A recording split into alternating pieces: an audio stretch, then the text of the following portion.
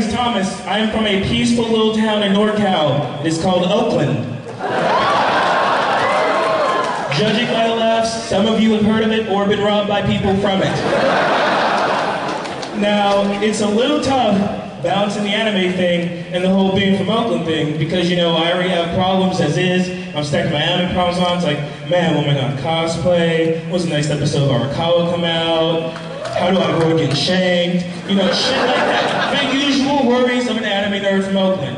And, you know, it feels like I'm the only person. But there are a lot of other people, a lot more, well, we'll say, niggerish people than me that enjoy anime. And the problem is you can usually keep that like compartmentalized, like in a little back corner of your mind. But sometimes what you do is you let it slip, and it comes out really poorly for you. Like you be like sitting in the house, hella casual, your boy hits you up, hey yo, Ray, what's good, nigga? What's good? Hey, we about to go sling some rocks, you cool? Nah, nigga, I'm watching the last episode of Angel Beats. I'm fucking a bitch right now, I can't.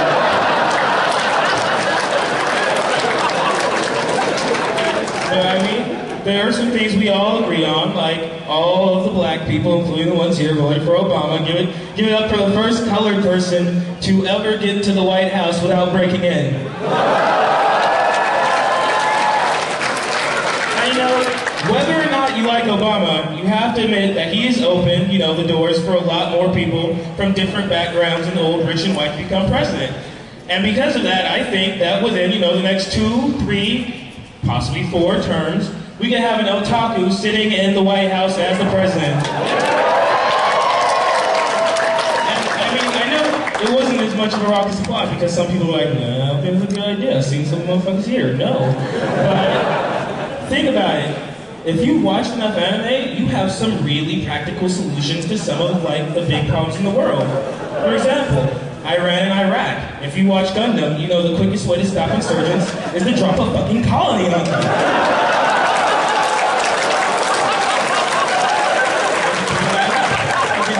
It doesn't matter how many caves you hide in. If I drop Minneapolis on you, you're gonna die. I mean, we have this big healthcare thing. Everybody's like, healthcare. I want to pay extra fucking taxes. I don't get sick. I don't want to get shot. You know, that last one's kind of personal problem. Kidding. It's fucking herpes, shit. And I mean, there's a very simple solution for that. We pass out revives, full restores, and high potions. It's a really simple solution. I mean, the immigration thing, also very simple. We put them to work building the colonies that we're going to drop on Iraq and Iran. But you know, there are some things I don't really want an otaku handling. Like there's just certain world problems that, you know, the anime way won't like get around properly. Like we'd be like, oh, what about global warming? We'll fix it with hard-working guts. I don't care how hot-blooded you are, that shit's not gonna stop the polar ice caps from melting. As a matter of fact, that would probably make them melt faster. Generally a shitty idea. And you know, the other thing is, you know, the president usually has a first lady, you know, wife, 2 kids, dog. And I don't think that America is ready for a presidential harem. I just don't. You know, we can't have a president and it's like the president of the United States, and the first tsundere, and the first yandere, and the first childhood friend that he's never going to have sex with no matter how hard she tries, and the first quiet girl that acts exactly like fucking Rei Ayanami from Ava. Stop putting her in fucking harems! I can only take so much. I've jacked off to the same fucking stereotype too many times. So another thing that I've noticed that's really been coming up recently is, you know, gaming is entering the mainstream in a big way, like a really big way. Give it up for like the cats that go out there and play Halo and get paid for, like Major League Gaming, shit like that. Like people that really go out there and put these asses in Street Fighter and take home 5-figure checks. Now, I figure if it's getting closer and closer to a legitimate sport, we should have more things for it. I mean, they already get paid really nicely. There's already like big fucking TV shows dedicated to it. So I mean, we should add some more realistic aspects, which is steroids. I mean, I, for one, would like some gaming steroids. I think that would be great. I think that I should be able to like slide off to the back of the room, slip a little something in my fucking wrist, and come back and just be able to clear like the most difficult fucking levels on Toho without blinking. And obviously some of you do too. But I mean, the thing is with steroids, you know, you already get like, you get negative side effects. Like, you know, you get angry really quickly, you perspire weird, you grow titties. And, you know, that's cool, but, you know, if you sit and play games too long, you already grow titties. So I don't think that that's something that needs to fucking happen twice over. And, you know what, there are other effects. Well, if you start doing shit that you would do in a video game in real life, like, I can't be at the ATM, I'm trying to put in my pen, and I keep fucking trying to type in the Konami code. That does not help me get the money out any fucking faster. But, you know, it's cool. I think that's something that I would be willing to skim like at a moment. And recently, I mean, I go around the con and I pretty much stay for like the console gaming shit, but I see a lot of really lucrative activity going on. I mean, the artist halls make big bank, dealers halls, you know, people selling fucking Pocky for $1 a stick, and you assholes are actually buying it. And you know, it's occurred to me that there is a lot of mafioso influence in other parts of, you know, American life. Sports, entertainment, you know, fucking getting rid of a body, having shit accidentally fall off the back of a truck. Why not conventions? I mean, I think that the mafia will be really lucrative here. For one, they can dress up as mobsters all they like. Nobody will fucking know. They'll think they're cosplaying from Reborn.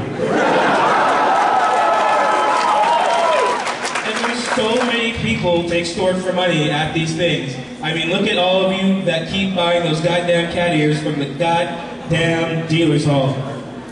So, for one, I mean, you have the artist alley. You can get kickbacks from. Come up to a dude that looks like, you know, he's kind of weak. See, we're making a little bit of money on the side from selling this doujin of Riku and Sora doing the And I think if you would like to come back to your hotel room tonight with 2 broken ankles, a broken knee, and me punching you in the fucking face, I think that maybe I should take 50% of your earnings. And, you know, shit like that. I mean, they could do other things. They could bootleg ramune. They could threaten Vic Mignogna on a daily basis. All sorts of useful things. I think that, you know, we could use that. And running back around to black people, which I love. I mean, shit. But I think that I really like to encourage, like, a lot of cats I meet, because, you know, from Oakland, I know a lot of hood niggas. And, you know, if I can get like 1 or 2 people and like, you know, even something minor like, you know, Bleach or Hajime no Ippo is cool. But I just think there are certain elements that do not need to be introduced to Japanese culture. One of these is Soulja Boy.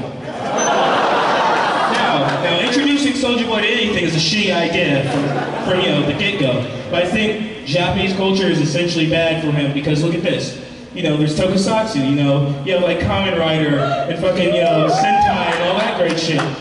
And you know, they all have Henshin sequences, like they have these badass transformation sequences. As we all know, Soulja Boy likes to make up goofy ass dances. And I really don't want him having a Henshin sequence. And because I fear it so much, I've played the scene through my head a few times. I just need to like transmit, so maybe if I pass this shit on to you, you guys will like, you know, understand and you'll feel my plight. So here's pretty much me and my envisioning of what Soulja Boy would look like if he had a Henshin sequence.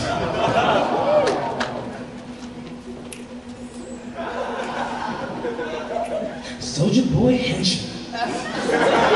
Alright y'all. It's gonna be real simple. I'm gonna transform in like 3 steps. Alright, it's gonna go left, right, left, back, freeze!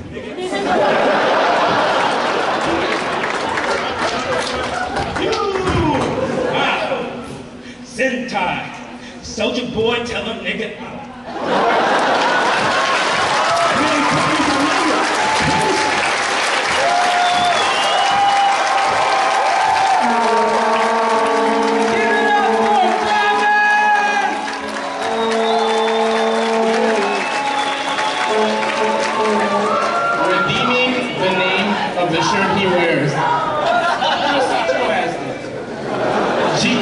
Just straight, oh my god. G. Wait up. What is your opinion? Boy, Henshin Sequence. Oh, G, what is you broke him? What do you think? I think that was incredible, man. Even with like all the bad stuff, you still came through, didn't let that hold you back, and you rocked the show, man. I saw the face of all the brothers in the crowd, and it was like an instant flashback to it actually happening. They actually envisioned it just like him. Their faces were classic. Jill, what do you think of this? Going back to like pro sports video game, you would totally have vuvuzelas at every event, wouldn't you?